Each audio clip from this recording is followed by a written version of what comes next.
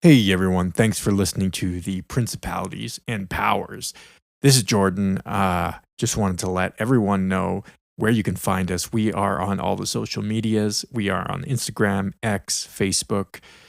Go look us up there. You can find the links to all that in the description of this episode. Also, you can reach out to us at principalitiesandpowers@protonmail.com and email us there if you wanted to connect. If you want to become a supporting member, go to patreon.com/principalities and powers, or you can support us on PayPal and Bitcoin as well. All that info, once again, will be in the description of the episode. You can click on the links there and it should be easy enough to find.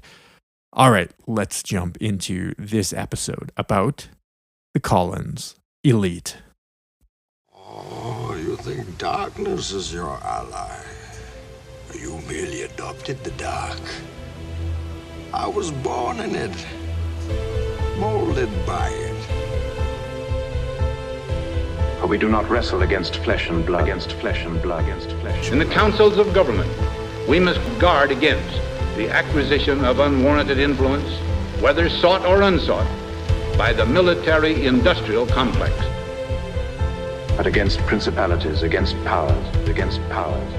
Ideological subversion is the slow process which we call either ideological subversion or psychological warfare. What it basically means is to change the perception of reality.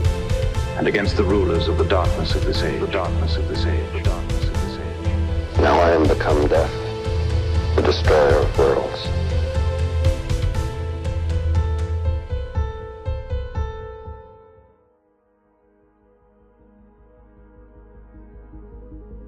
The Collins elite is real.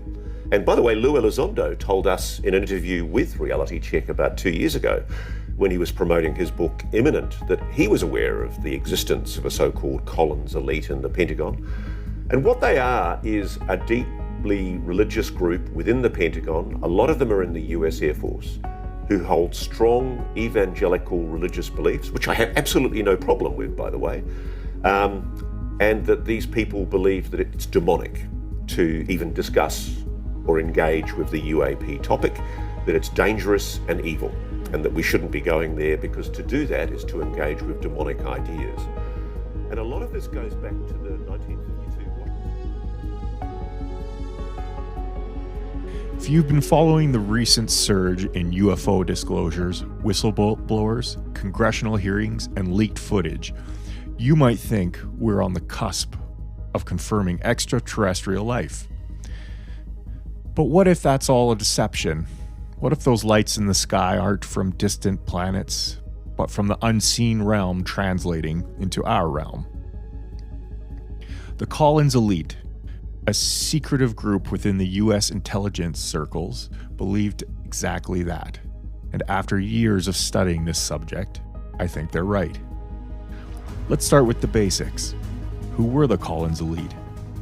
From what we've pieced together, they were a think tank-like faction inside the DoD and other intelligence agencies, formed in the late 20th century.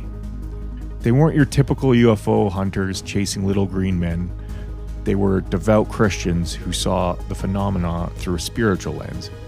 According to investigative journalist Nick Redfern's book, Final Events, this group concluded that UFOs and so-called aliens are actually demonic entities or fallen angels masquerading as advanced beings to deceive humanity. Their name might be a nod to the infamous Collins bloodline tied to occult lore. Drawing from the Fritz Sprigmeyer's writings, Bloodlines of the Illuminati, this bloodline often pops up in discussions of elite satanic families, and it's speculated that the Collins elite group might derive its name from this lineage, symbolizing a nod to hidden demonic influences in high places. Or it could just be that one of its founding members was from Collins, New York. Their mission was clear: warn against engaging with these forces because they're not here to share tech or wisdom, they're here to harvest souls. Picture this: it's the Cold War era, UFO sightings are exploding. Roswell in 47, the airship mysteries of the 1890s, and even as far back as biblical visions like Ezekiel's wheels within wheels.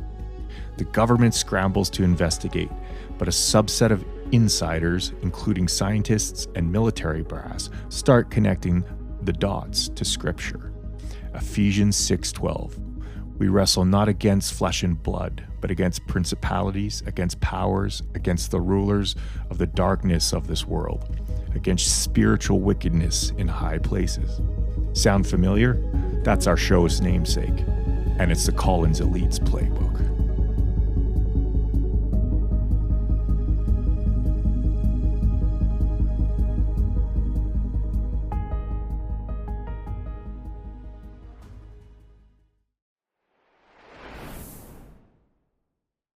So maybe now we can move into the present subject, which is the book. And what I'd like to go into with you is this mysterious group called the Collins Elite, and how you were basically made wise of the existence of this group and what your sense is about the history of the group, and maybe just bring us through the timeline. Obviously, you were brought into knowledge of this by somebody that I think maybe some of the more experienced UFO people would know, and that's Ray Boeche. Yeah, that's right. Basically what happened, Randy, was that, sometimes when in the UFO subject, witnesses or whoever will just call you up and say, are you interested in hearing this story?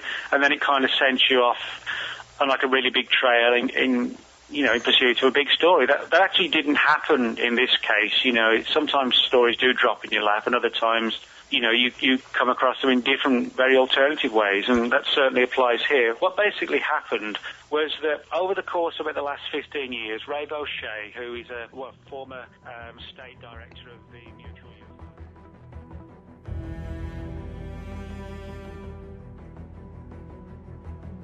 So how or where does this term originate from? Nick Redfern's 2010 book, Final Events, is the cornerstone text on the Collins Elite. The full title hints at its thesis. UFOs aren't benign visitors from space, but demonic entities tied to end times deception and the afterlife. Redfern argues that this Collins Elite, a group of Christians with very high security clearance within the US deep state, concluded that engaging with these forces risks soul-level catastrophe. Redfern traces this group's roots to the late 1950s and into the early 60s, sparked by Cold War paranoia over occult experiments. Influences like Aleister Crowley's Lamb entity, a gray alien-like demon summoned in 1918, and Jack Parsons' Babylon working rituals in the 1940s, which supposedly opened portals. The CE formed as counter to mainstream UFO programs like ATIP, arguing that reverse engineering alien tech is literally doing the devil's work. Their central claim is this: UFOs are fallen angels, or their minions, exploiting humanity's spiritual void. Abductions involve soul manipulation or forced out-of-body experiences. Hybrid breeding narratives echo the Nephilim of Genesis chapter 6, as well as every single pantheon in all of mankind's lore. And disclosures could unleash a great delusion, as like from 2 Thessalonians chapter 2, verse 11. The Collins Elite opposed public reveals, fearing it would invite massive possession or Antichrist-level deception. Redfern's sources include Ray Boeche, a Nebraska pastor who met two DoD physicists in the 1980s and 90s. They confessed to black-budget projects, summoning entities via rituals, leading to uncontrolled manifestations and deaths. Other anecdotes cover the Collins Elite members' Christian conversions amid horrors, like viewing UFO footage as, quote, windows to hell, end quote. The book suggests that the US has pacts or tech trades with these beings, but the Collins Elite push for shutdowns. It's why some insiders echoed in modern hearings hint at, quote, non-human intelligences, end quote, with a supernatural twist. Yeah, the Collins elite is something that I had absolutely no knowledge of until Nick published the book. We had talked about an incident that I had late 1991, early 1992, with two scientists who were working in weapons research and development for the Department of Defense. And the two men contacted me. They're both deceased now. They were who they said they were. And their motives seemed to be very pure. The nature of what they claimed, you just can't verify. And I thought I'd come to the end of it, but Nick found more. We met face to face, and they told me about a series of experiments that were being done, trying to weaponize psychic abilities, generally referred to as psychotronic warfare. There were black projects and white projects, meaning some for simply research sake, others, the black projects, to weaponize these abilities and to hopefully take them from a supranormal human ability and be able to use that electronically. The way they put it was that there was a division in the field of governmental paranormal research who said that there are these black and white projects, but said there are no good paranormal research efforts because the approach they're taking is one that's inherently evil.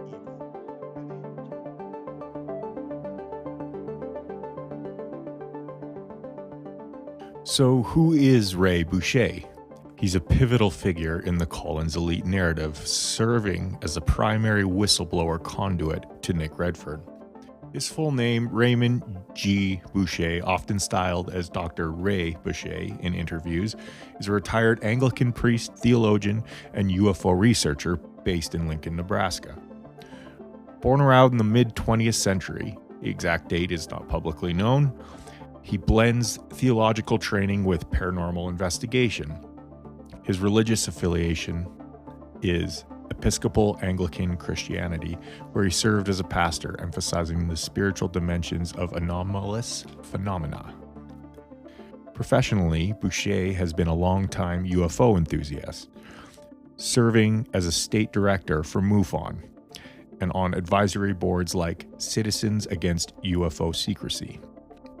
He's also linked to the Fortean Research Center, focusing on high strangeness topics unlike secular UFOologists. Boeche's work interprets UFOs through a biblical lens, seeing them as potential spiritual deceptions rather than extraterrestrial visits. His expertise made him a go-to for insiders uncomfortable with the moral implications of their work in black budget programs. Boeche's big break came in the early 90s, making him the linchpin for exposing the Collins elite. On November 25th, 1991, he was approached by two Department of Defense physicists, anonymous but verified by Boeche as legit via their credentials and advanced degrees, who were grappling with ethical horrors in their classified projects. In a 3-hour meeting at a Nebraska restaurant, he revealed a covert DoD program attempting to contact and control non-human entities, or NHEs, via occult rituals, black magic, and psychic experiments, echoing Jack Parsons' 1940s Babylon working. They described the Collins elite as a secretive group formed around 1952, viewing UFOs not as alien tech, but as demonic manifestations preparing for Armageddon. The physicists showed Boeche about a dozen post-mortem photos of experiment victims, people killed via remote psychic attack. Either their hearts were stopped or they were suffocated, think like Darth Vader, while hooked up to EEGs and EKG machines. They warned that these entities, demons, fallen angels, feigned control to the government, actually advancing a great deception by posing as aliens to undermine faith, harvest souls, and push New Age ideologies. Boeche stayed in touch through 1992 and 1993, learning more. Events like the 1980 Rendlesham Forest incident might have been a DoD psychotronic test with holograms. Roswell was a demonic ruse. Abductions were illusory, out-of-body experiences. In 1994, they sent him a floppy disk passed to journalist Linda Moulton Howe, outlining how UFO abductions, cattle mutilations, and crop circles were distractions for spiritual soul harvesting. Boeche remained cautious, suspecting possible disinformation, but his notes became foundational for Redfern's final events. He first tipped Redfern off around 06 and 07, framing the CE as Christians reinterpreting UFOs theologically. Boeche has no solo books, but his accounts feature prominently in Redfern's final events and academic papers on occult Christianity's demonology. Boeche is referenced in works like Diana Pasulka's America Cosmic, with whom he is friends.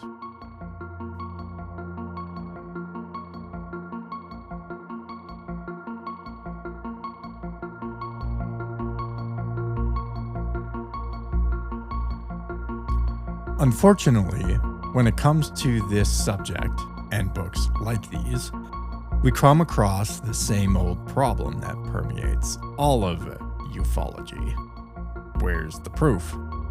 We cannot simply rely on hearsay and anonymous sources.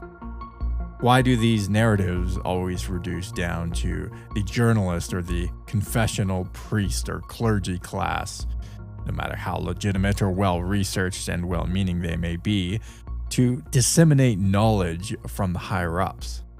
Why don't those sources come out on CNN or Fox News with their credentials and tell the world what they know?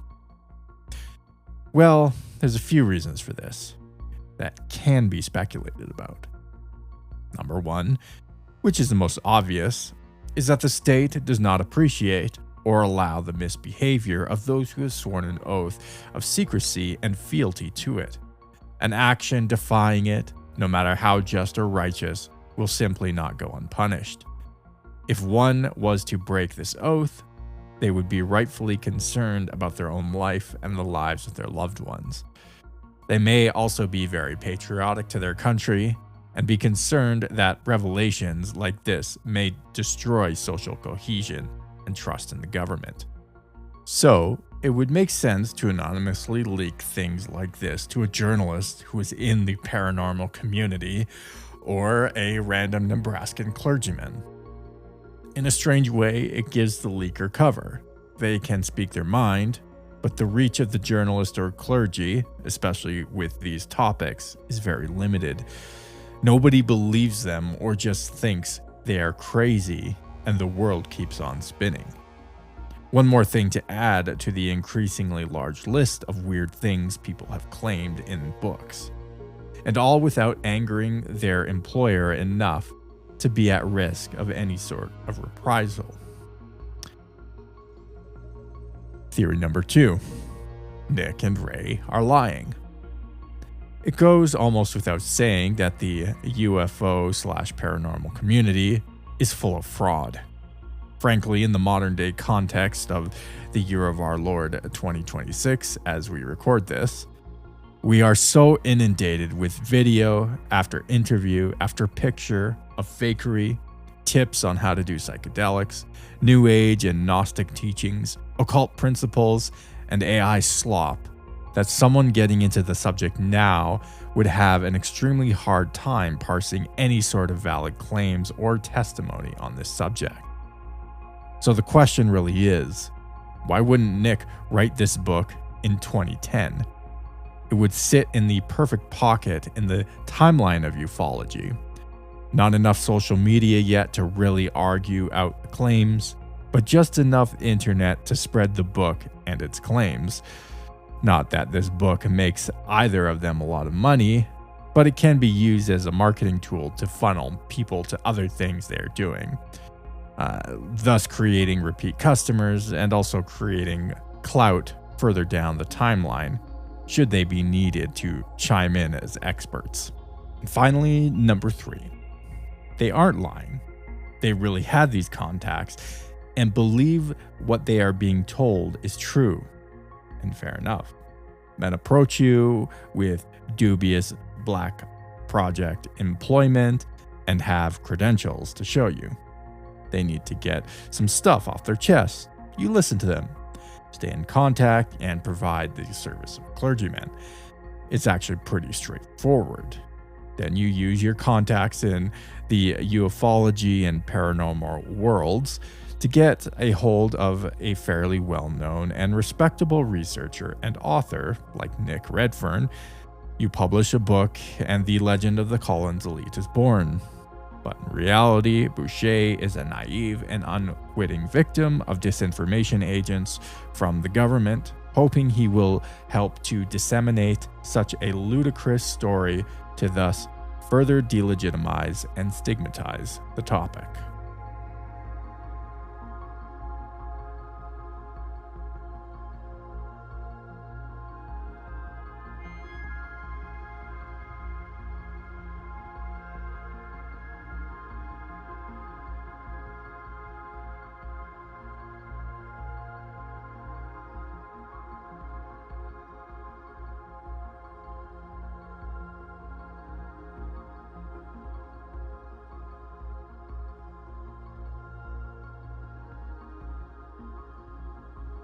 Now, any of these 3 scenarios could be true, or any mix of all of them, actually. But here's what I suspect is going on. I think that these areas of research have been so infiltrated by government agents that we really don't know what is actually true. The history of governments, especially since the 1900s, is a history of misinformation, lies, deception, gaslighting, and narrative steering. The examples are endless, as well as the connections, but we will save those for other episodes. I do find it extremely odd and noteworthy that many modern whistleblowers have a fascination with the so-called Christian evangelicals in the government, or the Collins elite. Take, for example, Luis Elizondo, a former intelligence operative become UFO whistleblower who worked at Guantanamo Bay, where his work included things like torturing inmates to give up information on Al-Qaeda, has claimed on multiple occasions that a faction of the U.S. government insiders called the Collins Elite opposed research into the UFOs on grounds that they were demonic, a claim that first appeared in Final Events. Now, I don't know about you guys, but I find it hard to believe that the government is so full of Christians that an intelligence guy linked to torture at Gitmo has to stand up and wag his finger at all those pesky Bible thumpers for holding back humanity's research into UFOs. Oh, and when our buddy Lou says research, what he means is technology given to us by the so-called research. Don't just take my word for it. At the publishing of this episode, Lou has done hundreds of hours and appearances that you can easily find on any social media platform, not to mention quoted in hundreds of articles. We find characters like Lou all throughout modern ufology and culture, and they all have a lot of things in common. First, the most common thing is that they are almost always employed by the government. Second is that they whistleblow on things that the good and honest researchers in the field have already been talking and publishing about for years, sometimes even decades. But if you aren't really into UFO culture, you wouldn't know about it. So when someone with those aforementioned connections starts doing interviews on TV all of a sudden, it's noteworthy to the culture in general. But for those of us who have been paying attention to this stuff for a while, the thing that is the third most common is that people like this steer narrative, affecting what is acceptable to talk about around the water cooler, the dinner table, and the kids' soccer game. No longer are these topics considered the societal fringe or tinfoil hat topics. Another thing I've noticed is that whistleblowers or anon sources typically always focus on Christianity, and it's either one of two sides. Either there's too many crazy evangelical Luddites who think everything is demons in power in government, or like we see with the Collins elite narrative, they're the only thing holding back an army from hell. So which is it? Well, if you've lived long enough to reflect upon how government acts generally speaking, and if you're also honest, I think you would be extremely hard-pressed to find any faction of Christians in the U.S. government, or any government for that matter, with any power. I also have no way or want to determine who is or isn't a Christian in any situation, because that's between them and Jesus. What I can say for sure is when we want to start an endless forever war in deserts that are oceans away, the target for army recruitment is the Christian and the poor, preferably both at the same time, because why wouldn't you want to defend yourself and your family from a Muslim on the other side of the world and lift yourself out of poverty at the same time? What, you don't want to? Do you hate Jesus? When taxation is raised or inflation goes up due to overspending, money printing, and irresponsible management, you must render unto Caesar. The Christian must take up his cross in these cases and bear the suffering of being either cannon or economic fodder, lest he be labeled unpatriotic. On the other side of that coin, every time there is a perceived societal problem, who is the first to blame? Basically a version of the Collins elite, because they won't allow society to progress things. Take whatever pet project political thing you care about and slap that label on it. Drug legalization, abortion, doctor-assisted death, transing kids, taxing church revenue, etc., etc. The list goes on and on. The Christians, in this case, is the constant boogeyman for everything the government or the corruption it represents can't do but wants to do for our alleged benefit.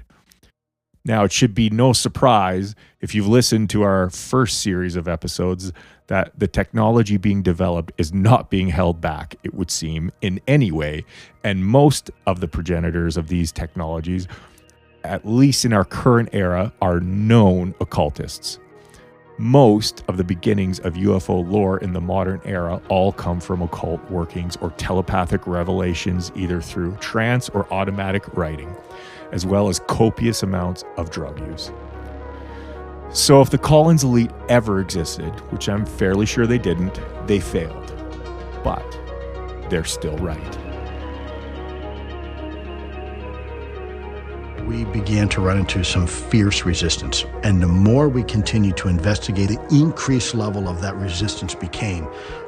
There were elements, the only way I can describe them as religious fundamentalists. It's a group that is euphemistically dubbed as the Collins elite, isn't it? It is. The Collins elite has long been...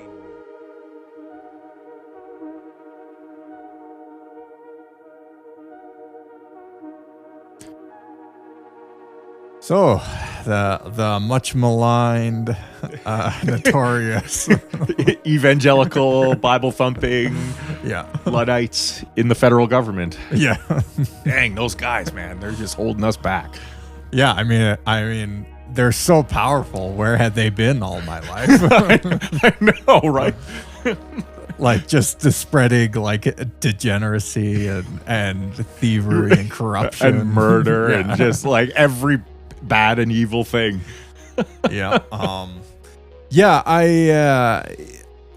It's a fun story, the Collins elite. It's a fun little legend in the sort of UFO lore. And it's a more modern one too. Yes. It's only 2010 that it's really been, it was really sort of packaged and put out to the masses. Sure. I suspect, and you could tell me what you think about this, I suspect there may be some Christians or, Christian-aligned people in the government who possibly have encountered some of these entities. Absolutely. I definitely. And get the heebie-jeebies from them. And are like, this is we're playing with fire here. This is very dangerous. Now, are they like an actual organized group that is like pulling strings behind the scenes, like preventing any of this from happening? Big doubt on that. Big doubt. Big doubt.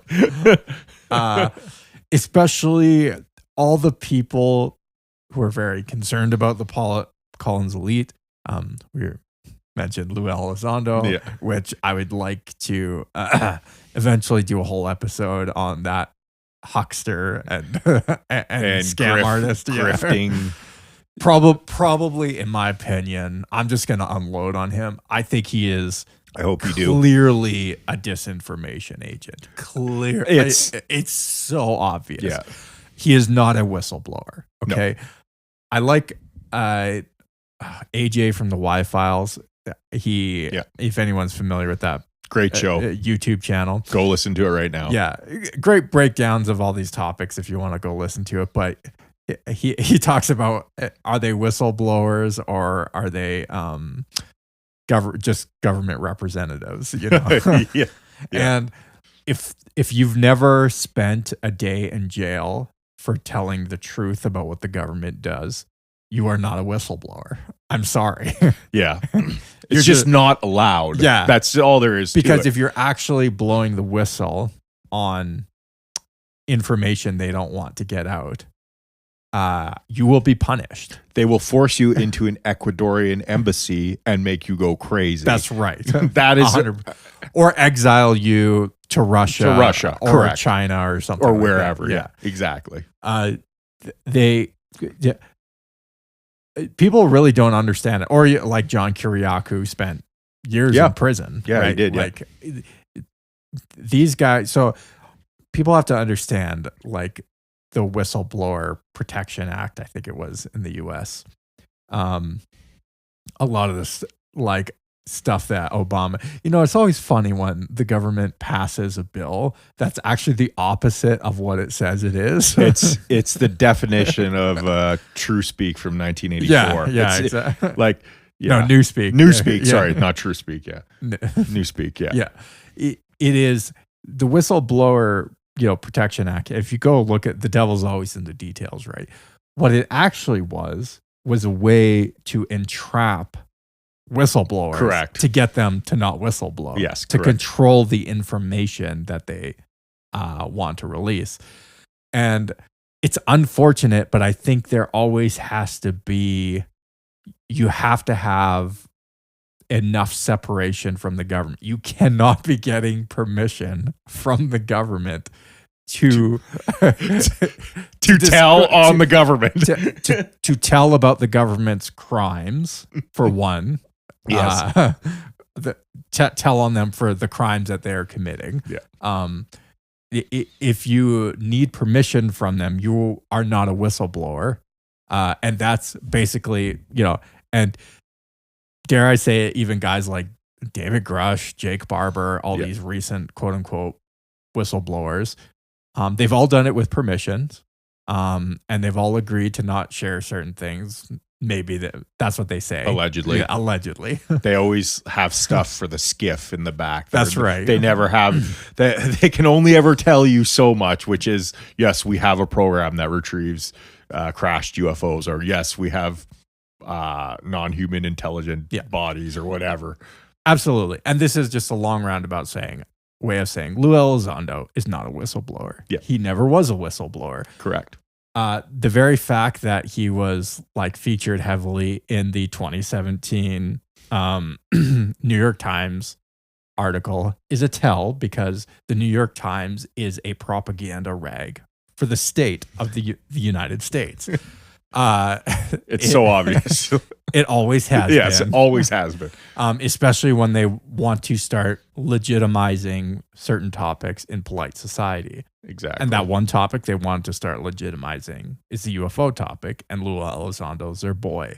And he's a company man. Always has been. He works in intelligence. Yeah. It doesn't get any more plain than that. Yeah. Like, and he'll do all these like performative things too, where he where he is like, oh, all these people in the government are coming after me. They're threatening me, blah, blah, blah. I think that's all just kayfabe. It's all kayfabe. Yep. You know, there might be people in the government who don't like Luis Elizondo. I'm sure. I'm not saying like the government is like the U.S. government is just this monolith. There are obviously different players inside the government, right?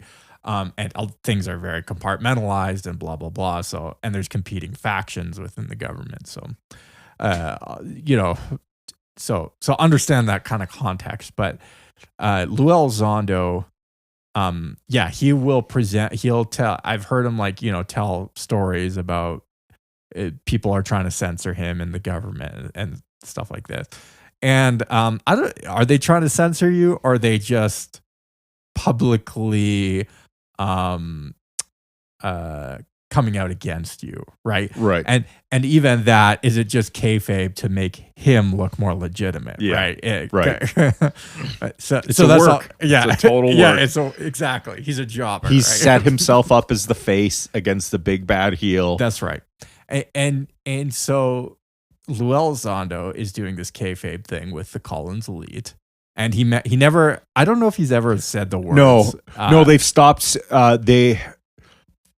None of the whistleblowers have said Collins elite, but they have said a faction of evangelical Christians within the government. Yeah, they have said that. No, yes, they do, but they don't say the words Collins No, they elite. don't say the words Collins But it is funny that maybe because it's trademarked and they'd have to pay Nick if they did. I don't know. It is odd that this meme of the Collins elite,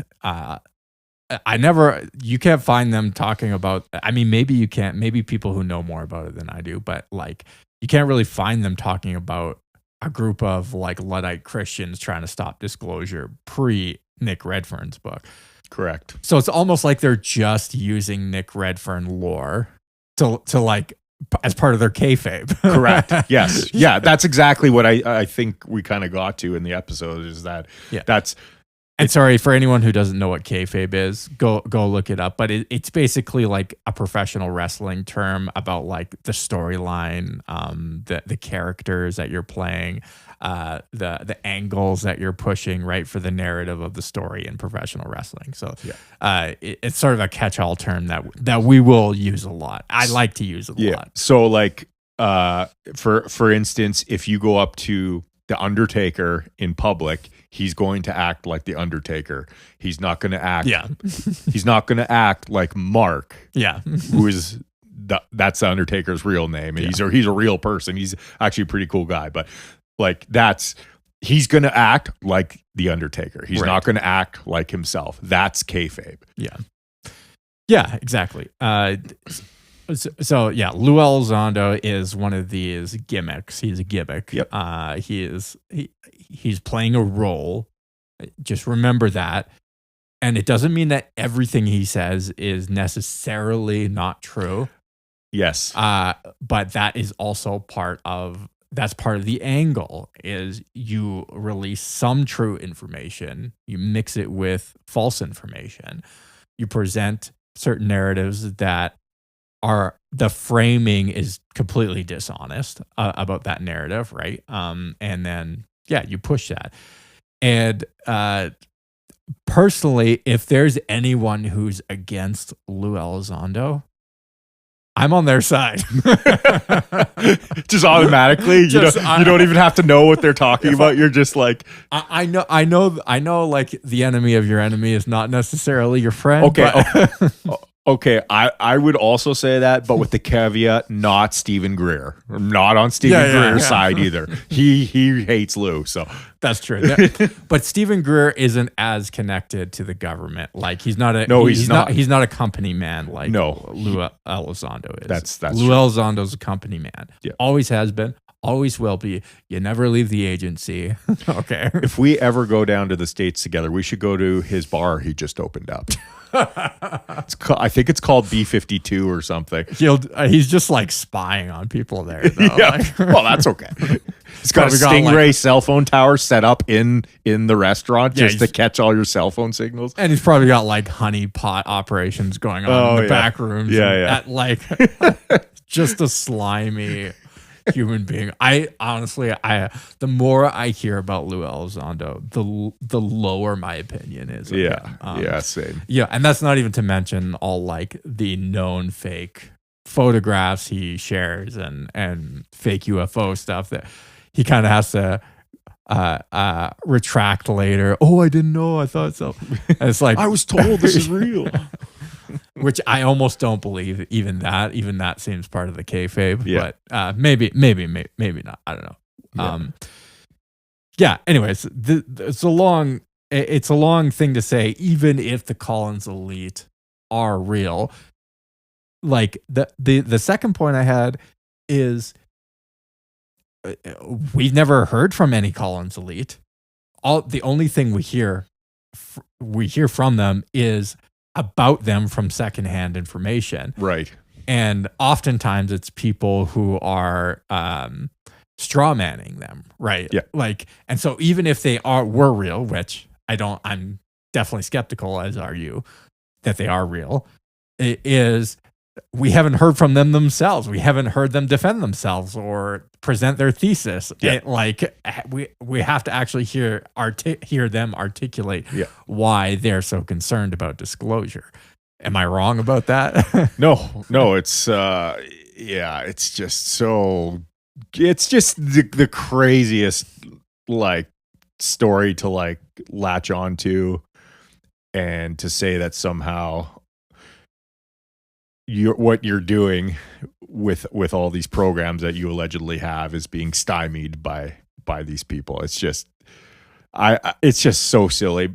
And yeah, we've never heard from them. Like, you'd think there would be one or two senators since their alleged inception that would come out and say, yeah, we were actively working against developing this technology and communicating with these beings. We were actively, because what do they have to lose once they're retired and they're on their government pension and stuff? Well, I guess if it's classified or top secret or whatever, I guess they could lose all that stuff, and even worse things could happen to them potentially. But I don't know. I just find it weird. We've never found, it's never been in someone's memoirs after they died, or like, hey, release it. Like, nothing. Yeah. Nothing. There's no other there's extemporaneous evidence of the Collins elite, of anyone claiming to be part of that group. Yeah. So I'm totally with you. This just more seems like it's just nothing. Either Boeche is making it up, or he was just fed disinfo. I think he was fed. He seems to me to be a pretty like honest actor in all of this.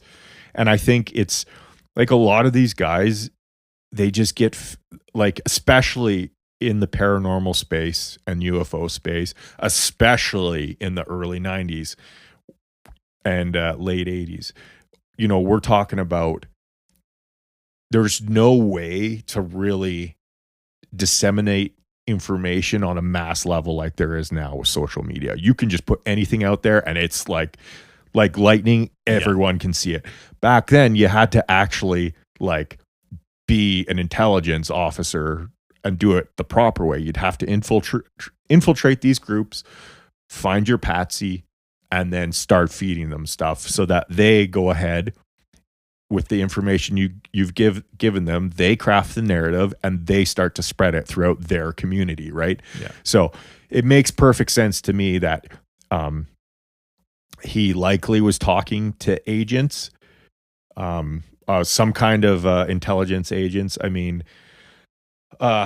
We know from the Benowitz affair, that's another podcast episode, but just briefly, the Benowitz affair was a really intelligent guy who was making radio equipment for the U.S. Air Force. He lived near a U.S. Air Force base, and he started picking up weird transmissions in the middle of the night, and he was seeing weird aircraft that didn't look like ours.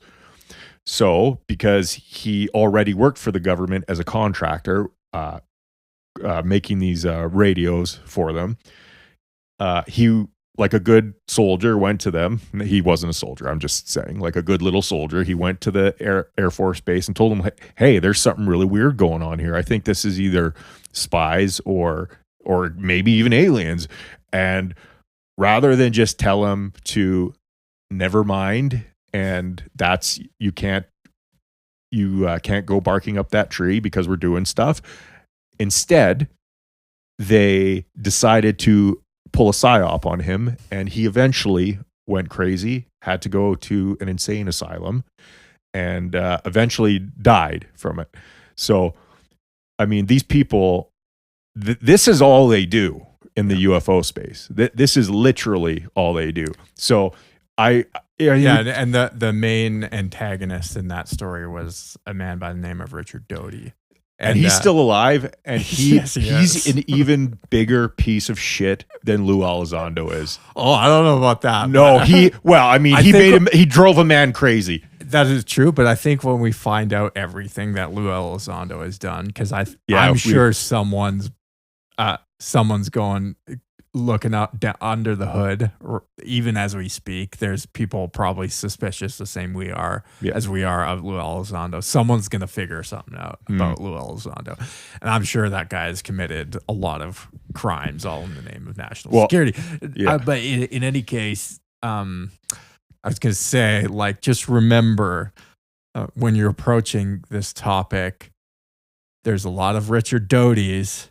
And there's a lot of Paul Benowitz's. Yes, so exactly. Don't be a Paul Benowitz. Yes, don't be a Paul Benowitz. That's the crazy thing. And really the only way you can do that is if you have any discernment at all. Yeah. And if you have any doubt in your mind, you should probably listen to that doubt, because it's probably right. Yeah. And, I'm not even saying, like, say someone comes to you with credentials and they're from the government and they want you to disseminate information. I would say it's still important to disseminate that, but also be very clear you have no way of corroborating what they told you. Yes. That you cannot independently verify it. Yeah. The only thing I know is this person was from the government, and these are the claims that they are making. Yeah. And that's as far as it can go, right? Like, beyond that, and I'm with you too. Like, show me the proof, show me the evidence. Yeah. Like put up or shut up. Yeah, like, exactly. There's just a lot of this disinfo coming from the government. And I was wondering, do you think it's possible that someone could have just hoaxed Boeche? Like, it could have been a non-governmental actor. Yeah, could have been. Just totally. like some guys who are also in the world and knew about Boeche, because Boeche was into that stuff, and they figured, and he was known, and they made fake credentials, and they're like, absolutely, yeah, absolutely, could be. What about this? What if they were telling the truth and they were just mistaken,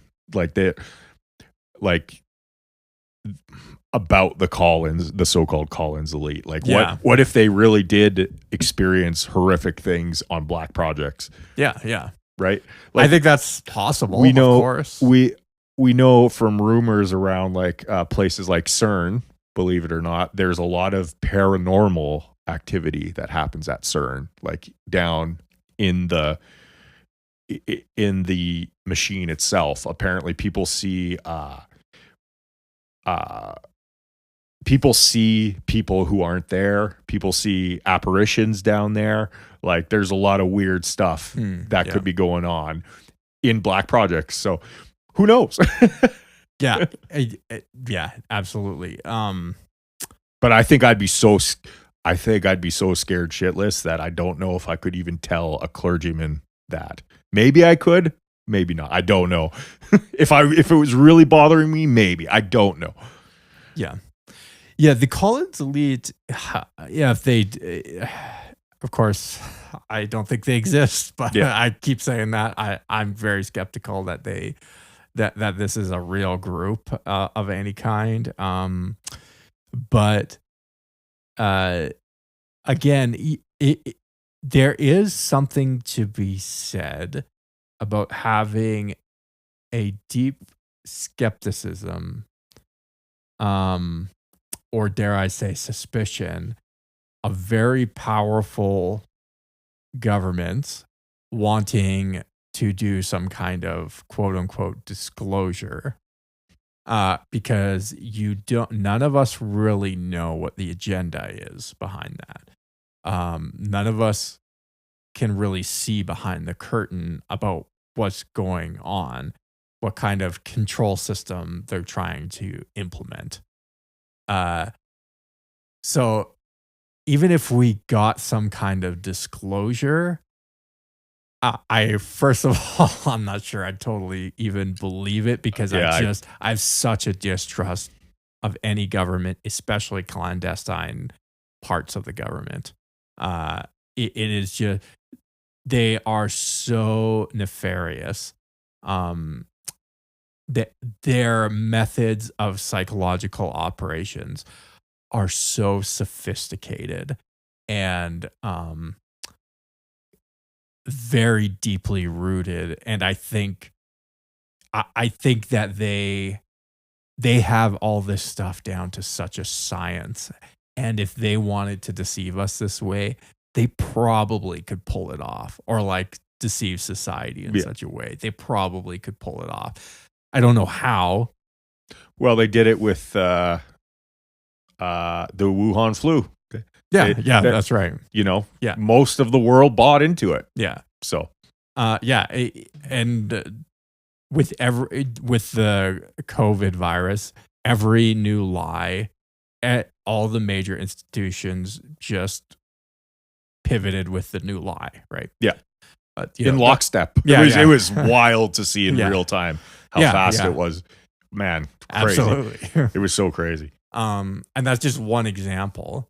Now, again, it's hard to pull off something of that magnitude, right? But again, but I think aliens would be it, though. I think if they were going to pull something off, I think that might be it. Yeah. Yeah. Whatever. I hate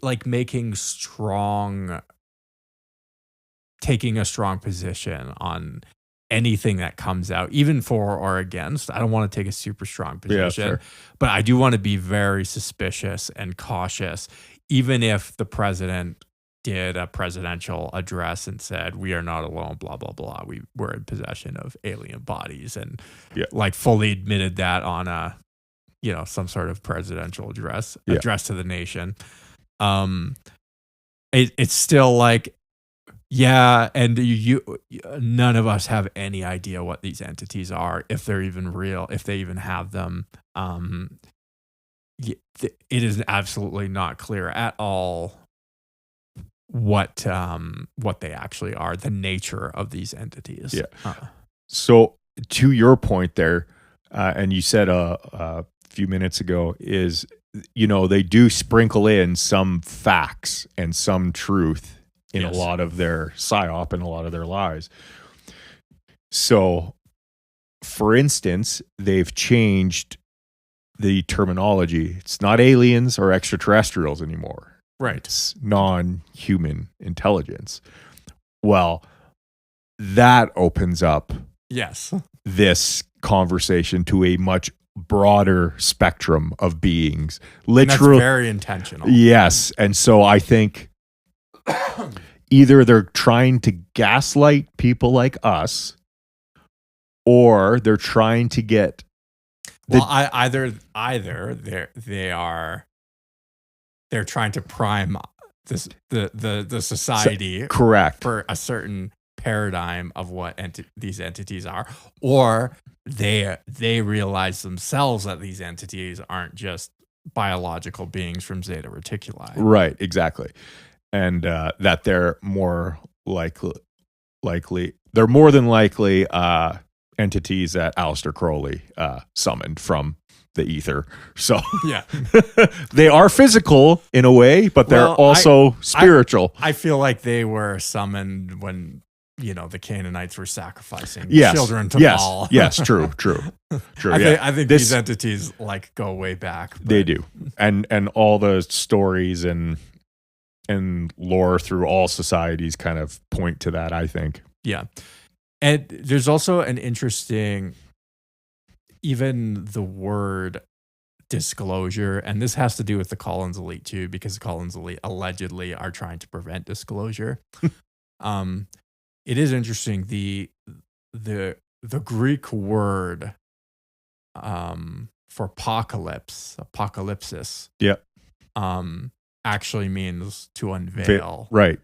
To tear the veil open, like a revealing. It's kind of apocalypse. The word apocalypse has sort of meant it's sort of transformed to mean like sort of end times or end of the world. It's sort of end catastrophe, like a catastrophe. Yeah, a world-ending catastrophe. Yeah, some sort of catastrophic event. Like it's existential.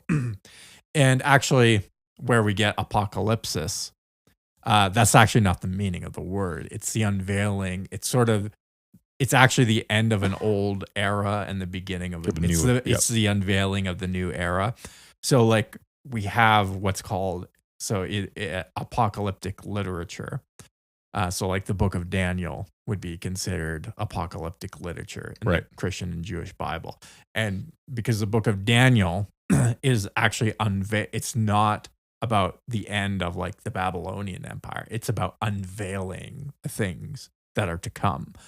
And the apocalypse of John as well is not about a end of the world catastrophe. It's about unveiling the age that is to come. Right. And it's very interesting the use of the word disclosure, because disclosure actually is more etymologically similar to the word apocalypsis than catastrophe. The unveiling. Yeah. Oh, yes. Because it's like in modern vernacular. It's the unveiling of, and it has these and it's becoming. It's the apocalypsis of. Yeah, exactly. Yeah. It has these very like spiritual connotations now too. Yeah. And I wonder if this is kind of what is happening. Is they're trying to write their own apocalypsis. Yes. And this is my suspicion is that's what's going on. And they're just kind of getting people primed for it. Yeah. Yeah. And like specifically Western people. I don't think Eastern people would have as hard of a time with this, just given the different religions like Sikh, Hinduism, Buddhism. I don't think they. Now, another sect, though, of Abrahamic religions, I think would have a problem with this would be Muslims.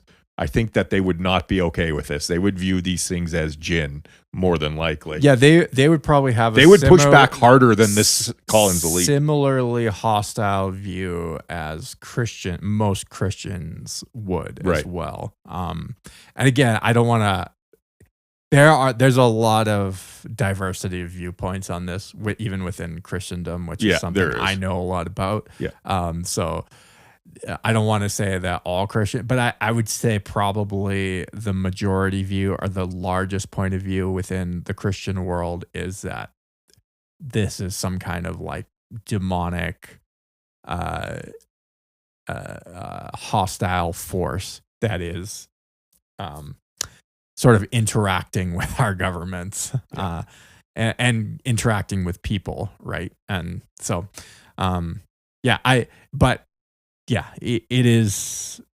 it makes you wonder, like what it's almost like they're trying to perform this unveiling. We have,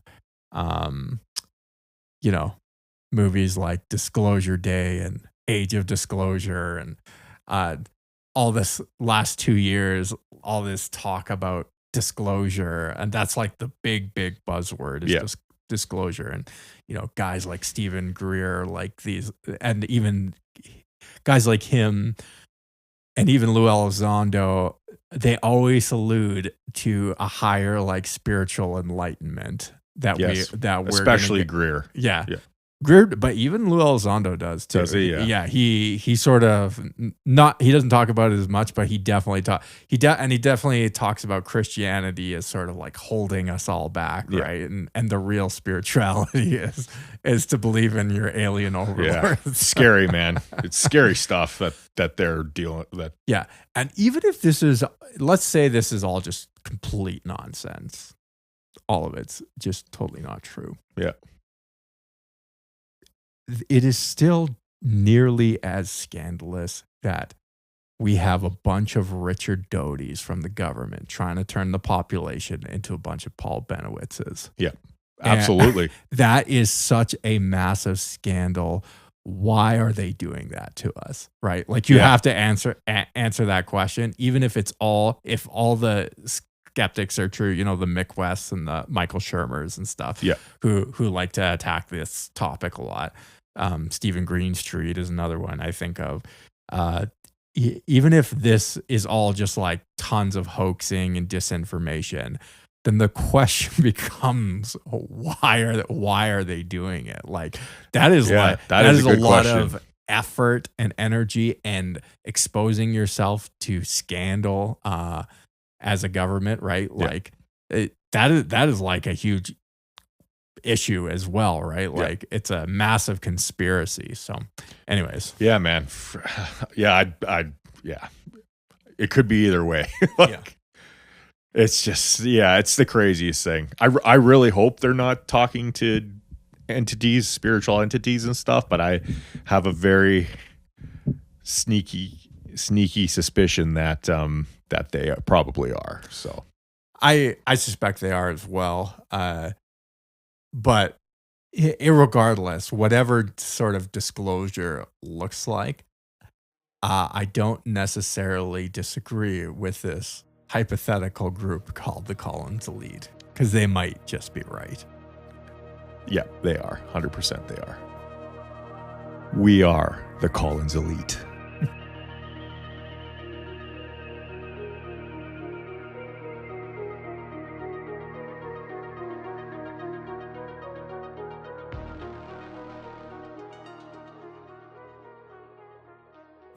Hey everyone, Jordan here again. Just wanted to thank you for listening to this episode.